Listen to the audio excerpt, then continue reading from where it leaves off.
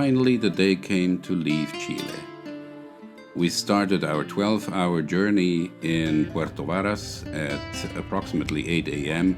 and got to Bariloche, Argentina at 8 p.m. the same day. During our journey, we used different means of transport, among them several types of buses and ferries. Our first stop was at Petrohue Waterfalls, situated in Vicente Pérez Rosales National Park. This national park covers about 2,500 square kilometers and is almost entirely in the Andes mountain chain. The adjacent national parks Vicente Pérez Rosales, Huillehue National Park in Chile, and Nahuel Huapi Park and Lanín National Park in Argentina provide a continuous protected area of close to 15,000 square kilometers. Petrohue Waterfalls is a chute-type waterfall in the upper reach of Petrohue River in Chile, a short distance downstream of the source of this river in Todos los Santos Lake. The waterfall is supported by basaltic lava stemming from the Osorno volcano that sits in between Todos los Santos and Yanquihue Lake and provides an interesting background for pictures.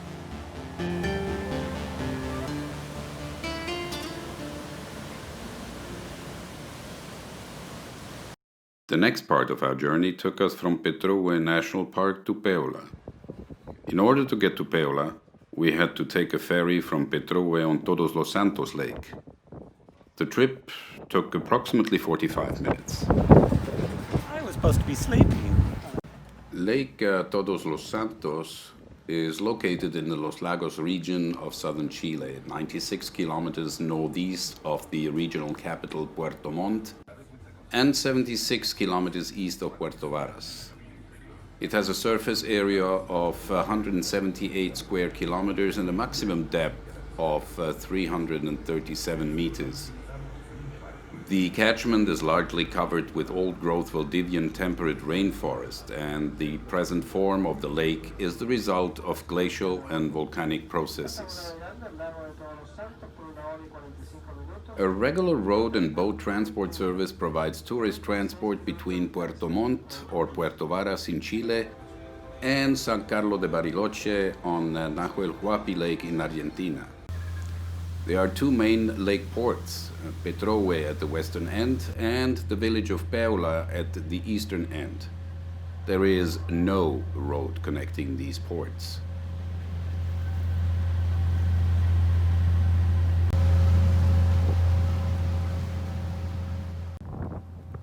The lake is surrounded by steep mountains, leaving only minor plains. The mountains include Osorno Volcano in the west, the Puntiagudo in the north, and the Tornador to the east.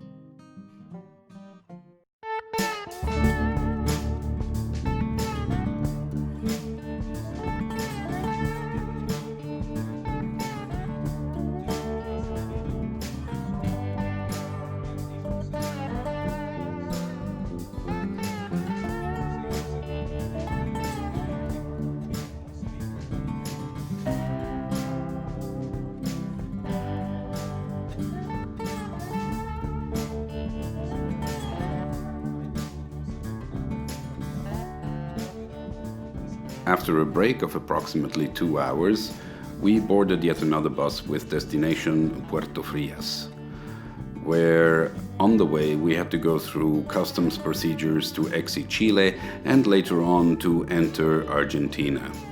We crossed the Andean Mountains at 976 meters over sea level, where we then started to descend through the forest towards Puerto Varas, where we got through passport control, and then navigated through the lake that received the same name, Lago Frias, and headed on to Puerto Alegre, the place where we would board another bus to Puerto Blessed.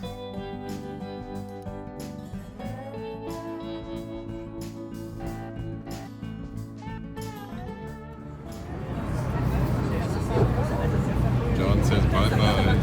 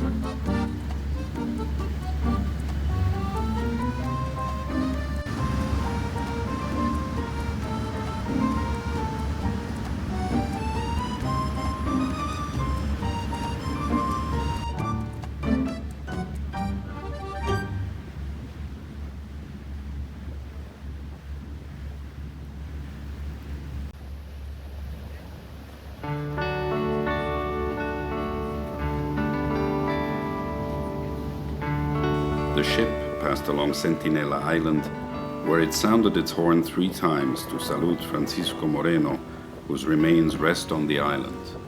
Francisco Moreno was a prominent explorer and academic in Argentina, where he is usually referred to as Perito Moreno. Perito Moreno has been credited as one of the most influential figures in the Argentine incorporation of large parts of Patagonia in its subsequent development.